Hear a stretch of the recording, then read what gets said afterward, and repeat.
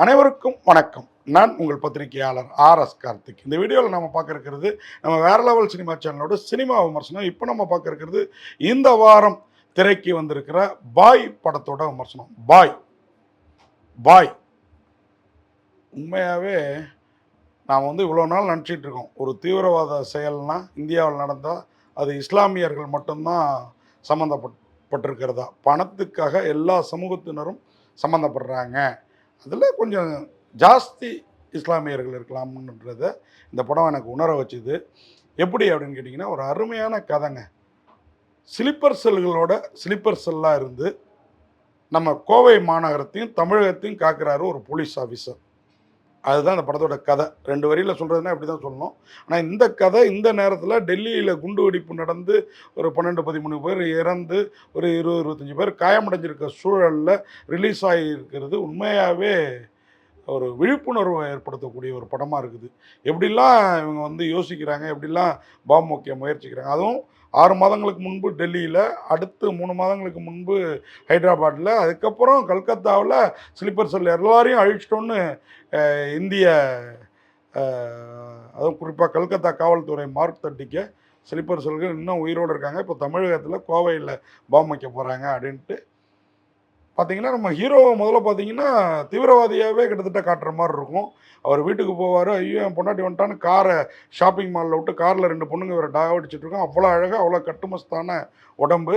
அங்கேருந்து காரை நிறுத்தினதை கூட மறந்துட்டு தலைதறிக்க ஓடி வீட்டுக்கு வருவார். வீட்டுக்கு பூட்டை திறந்து பார்த்தா பெட்ரூமில் இன்னும் சவுண்டு வந்துட்டுருக்கும். என்னடா அதுன்னு பார்த்தா உள்ள ஒரு ஜோடி. என்னடா இப்படி மனைவியை கண்ணுக்கு முன்னாடி பார்த்தா அப்படி இருக்குன்னு பார்த்தா அதுவும் கொஞ்சம் நேரம் கழிச்சு தான் தெரியும் அது யார் என்ன. 3 பேருமே ஸ்லீப்பர் செல்லு. அவன் இவரை விட கட்டு மாஸ்டர் கொஞ்சம் கருப்பாக கலையா அப்படி இருப்பாப்புல. கண் அப்படியே இன்னமும் என் கண்ணு முன்னாடி நிற்கிது அந்த பையன். அங்கே அந்த அந்த வேலையில் ஈடுபட்டிருந்த அந்த நண்பர், அந்த நடிகர், பார்த்தீங்கன்னா அந்த ஹீரோயின் 2 பேரும் டப்புன்னு சுட்டு போட்டுறாரு. அப்புறம் யோசிச்சு பார்க்குறாரு, திடீர்னு சுட மாட்டேங்கிறாரு, திடீர்னு ஒருத்தரை சுடுறாரு, திடீர்னு இன்னொருத்தரை சுடுறாரு. அப்புறம் பார்த்தீங்கன்னா கொஞ்ச நேரம் 2 பேருமே சுடாமல் இருக்கிறாரு. இப்படி ஒரு கதையை போட்டு ஒரு குழப்பு இருக்காங்க இவரோட இமேஜினேஷனில். அது பார்த்திங்கன்னா நமக்கு டைம் ட்ராவல் அந்த மாதிரி தெரியுது. ஒருவேளை டைம் ட்ராவல் படமோ அப்படின்னு யோசிச்சோம்னா இல்லை அப்படின்னு பார்த்தீங்கன்னா, இது உங்களுக்கெல்லாம் மூளையாக செயல்படுற அந்த சொட்டத்தில் ஏஜ்டு பர்சன் வராரு. அவர் பார்த்திங்கன்னா, நான் தான் உங்களோட கோஆர்டினேட்டர் அப்படின்னு சொல்லிட்டு வராரு. நீ தான் என் வீட்டுக்குள்ளார இவங்க புகை காரணமா பார்த்தா எப்படி பூந்துருப்பாங்கன்னு நான் சொல்கிறேன் இப்போ அப்படின்னு சொல்கிறாரு. வேலைக்காரமாக ஒரு வெள்ளந்தியாக இருக்குது, ஆனால் கள்ளந்தியாகவும் இருக்குது. வீட்டில் இருக்கிற நம்ம இந்த ஹவுஸ் ஓனர் இந்த ஸ்லீப்பர் செல் இவரோட ஃபோட்டோவை வச்சுக்கிட்டு அப்படியே டூயட் பாடுது பாருங்கள். பார்த்த நாள் முதலுங்கிற ரேஞ்சில் ஒரு பாட்டு. நல்ல வேலை இளையராஜா பாட்டு இல்லைன்னா அவர் வேறு கேஸ் போட்டுருவார். அருமையாக ஒரு பாட்டு அப்படியே ஆடுது, நம்மளும் சேர்ந்து ஆடுறோம். படத்தில் 2-3 நடிகைகள் இருக்காங்க. எனக்குன்னா அந்த வேலைக்காரமாக இன்னும் நெஞ்சை விட்டு அகல மறக்கிறாங்க. 2-3 ட்ரிப் இந்த டைம் ட்ராவலில் அவங்களையும் திருப்பி காட்டுறப்போ எப்பா சுட்டு தள்ளுறதே இல்லாமல் இப்படி ஒரு போட்டு தள்ளுற சமாச்சாரமும் படத்தில் இருக்குது. அதை வேணால் பிளர் ஆக்கியிருக்கிறாங்க. அது உண்மையாக பாராட்டணும். சும்மா படம் ஓடணும் அப்படிங்கிறதுக்காக அந்த சீன்ஸை வல்கராக வைக்காமல் ரொம்ப ஒரு இமேஜினேஷனில் உங்கள் இமேஜினேஷனுக்கு விட்டுடுறாங்க. நமக்கு வேறு மாதிரி ரெக்கை கட்டி பறக்குது உண்மையாகவே. இதெல்லாம் இப்போ பேசவே பயமாக இருக்குது. கீழே கமெண்ட் பாக்ஸில் எவ்வளோ வக்கரம் பிடிச்சவன் நீ குண்டா, நீ தானே அந்த பொண்ணுக்கிட்ட அந்த கேள்வியை கேட்டது. நான் என்ன கேள்வி கேட்டேன்? என்ன வீடியோ காண்பிக்கப்பட்டது மீடியாக்களில்? என்னை ஏன் போட்டு இப்படி தாளிக்கிறீங்க? உருவ கேலி பண்ணாதன்னு சொல்லிட்டு என்ன உருவ கேலி பண்ணிகிட்ருக்கீங்க? நான் உருவ கேலியே பண்ணல. இது அந்த பொண்ணுக்கும் தெரியும், அந்த படக்குழுவினருக்கும் தெரியும், இப்போ எல்லோருக்கும் தெரிய வந்துட்டுருக்குது. விரைவில் நீங்களும் தெரிஞ்சுப்பீங்க. அதனால் ஈஸியாக ஒருத்தனை 32 வருஷம் நான் மாறுதட்டிக்கிறேன்னா அதற்கு தகுதியானவனா அந்த கேள்விகளெல்லாம் யோசித்து தான் நம்ம கேட்குறது. அதுவும் ஹீரோ தூக்கி சுற்றினா அப்படின்னு சொன்னதுனால ஹீரோயினை தூக்கி சுற்றினீங்களே, ஏதாவது சிரமமாக இருந்ததா, என்ன வெயிட் இருந்ததுங்கிறது தான் அந்த கேள்வி. அந்த சீன்ஸை எந்த மீடியாவும் போடலை.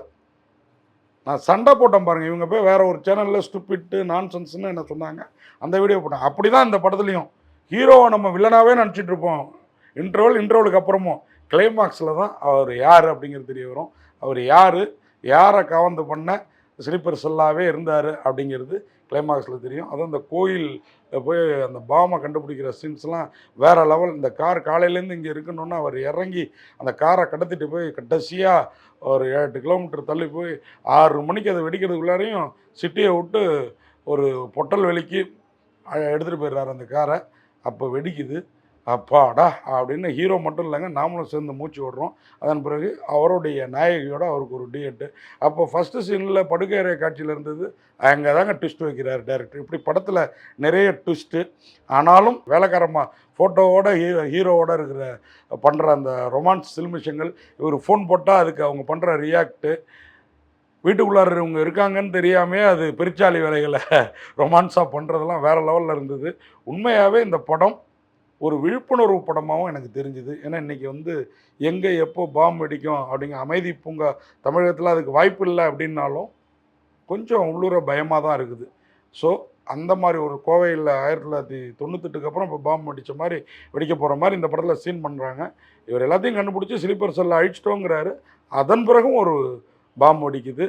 அதுதான் பார்ட் 2க்கான லீடாக என்ன, இவரோட இமேஜினேஷனா இல்லை டைம் லூப்பா என்னங்கிறது நீங்கள் படம் பார்த்து தெரிஞ்சுக்கிங்க. உண்மையாகவே ஸ்லீப்பர் செல்களோட ஸ்லீப்பர் செல்லாக இருந்து நம்ம சாதாரணமாக மாமூல் போலீஸுகளை நம்ம பார்த்துருப்போம். ஆனால் இது மாமூலான போலீஸ் இல்லைங்க, வேறு மாதிரி போலீஸ். எல்லையில் இராணுவம் நம்மளை பாதுகாக்குதுன்னா நாட்டுக்குள்ளார போலீஸ் காவல்துறை எப்படி நம்மளை பாதுகாக்குதுங்கிறத சொல்லாமல் சொல்லியிருக்கிற விதத்தில் எனக்கு பாய், உண்மையாகவே அரே பாய், சபாஷ் பாய் அப்படின்னு சொல்கிற அளவுக்கு சிறப்பாக இருக்குது. குறைகள் இல்லாமல் இல்லை, சில சீன்கள் நீட்டு முழக்கியிருக்காங்க, இது கொஞ்சம் குறையாக தெரிஞ்சாலும் பாய் சிறப்பாக இருக்குது. இந்த படத்தில் டெக்னீஷியன்ஸ் ஒவ்வொருத்தரையும் சொல்லிகிட்டே போகலாம். அதுலேயும் குறிப்பாக இந்த படத்தை கமலநாதன் புவன்குமார் எழுதி இயக்கியிருக்கிறார். அருமையான கற்பனை, அதை அழகாக பண்ணியிருக்கீங்க. கேஆர்எஸ் ஃபிலிம்டம் நிறுவனம் பேனரில் கிருஷ்ணராஜ் ஸ்ரீ நியா தயாரிச்சிருக்கிறாங்க. அவங்களோட ஆதவா ஈஸ்வரா மூவரும் இணைந்து தயாரிச்சிருக்கிறாங்க. கிருஷ்ணராஜ், ஸ்ரீநியா, ஆதவா ஈஸ்வரா மூவரும் இணைந்து தயாரிச்சிருக்காங்க. இந்த படத்திற்கு கிருஷ்ணமூர்த்தி ஒளிப்பதிவு செய்துள்ளார். ஜிதின் கே ரோஷன் இசை. பியூட்டிஃபுல்லான அந்த சாங், ஒரு பழைய சாங்கை அழகாக அந்த வேலைக்காரமாவுக்கு போட்டதாகட்டும், படத்தில் அங்கங்கே வர்ற பிட்டு சாங்ஸ் ஆகட்டும், எல்லாமே சிறப்பாக இருக்குது. இதிரிஸோட எடிட்டிங் பிவிஆர் பிக்சர்ஸ் இந்த படத்தை வந்து வெளியிடுது. இந்த படம் ஒரு 1.5 மாதம் 1 மாதத்துக்கு முன்னாடி வெளியே வர வேண்டியது. ஆனால் இப்போ வந்திருக்கிறது கரெக்டாக அந்த டெல்லி குண்டுவெடிப்பு சம்பவத்தில் நமக்கு விழிப்புணர்வு ஏற்படுத்த மாதிரி இருக்குது. ஆதவா ஈஸ்வரா அருமையாக நடிச்சிருக்காரு அந்த படத்தோட ஹீரோ. அதுமாதிரி நாயகியாக நிகிஷா பிரமாதம். நிகிஷாவும் வந்து ஒன்றும் குறை சொல்கிறதுக்கு இல்லை. அதுமாரி வில்லனாக தீரஜ், அவரும் சும்மா ஹீரோக்கு ஏற்ற கட்டுமஸ்தான உடல். தீரஜ் கர் பிரமாதமாக நடிச்சிருக்கிறாரு. சில்லுன்னு ஒரு காதல் 10 தலை படத்தோட இயக்குனர் ஒப்புலி என் கிருஷ்ணா ஒரு முக்கிய ரோலில் மெட்ரோ ட்ரெயினில் ஒரு சீன் இருக்குது, வந்து இவருக்கு சில அட்வைஸ் கொடுத்துட்டு போவார். அவராகட்டும் அந்த இன்னொரு சொட்டத்தால் இந்த மீடியேட்டர் இவங்களுக்குள்ளார கோஆர்டினேட்டர் அவரும் சிறப்பாக பண்ணியிருக்கிறாரு. இந்த படத்தில் இன்னொரு எதிர்மறை பாத்திரத்தில் சீமன் அப்பாஸ், அவர் தான் அந்த பால்டு ஹெட்டுன்னு நினைக்கிறேன். நான் பால்டு ஹெட்டுன்னு சொல்லலாம், அது வந்து பாடி ஷேமிங் ஆகாது. ஏன்னா நானே பால்டு ஹெட்டு தான். என் தலையில் எத்தனை முடி இருக்குன்னா கேட்டு ஏன்பா இப்படி சித்திரவதை பண்ணுறீங்க இப்படி சொல்லிக்கிட்டே போகலாம். நான் வந்து கௌரி கிருஷ்ணனை கேட்டது சாதாரண ஒரு கேள்வி தான். ஆனால் அன்னைக்கு அதுக்கு அவங்க போய் ஒரு சேனலில் ரியாக்ட் பண்ணி அதுக்கு பதிலாக சண்டை போட்டது தான் என்னை வந்து வில்லனாக சித்தரிச்சிருச்சு. அப்படி தான் அந்த படத்தில் ஹீரோ வில்லனாக சித்தரிக்கப்பட்டு தெரிந்தாலும் அவர் ஹீரோவாக கிளைமாக்ஸில் விஸ்வரூபம் எடுப்பார். அந்த மாதிரி தான் நம்ம கதையும் அப்படின்றத சொல்லி பாய், உண்மையாக குட் பாய், யாரும் சொல்லிடாதீங்க குட் பை அப்படின்னு சொல்லி விடைபெறேன். நன்றி, வணக்கம்.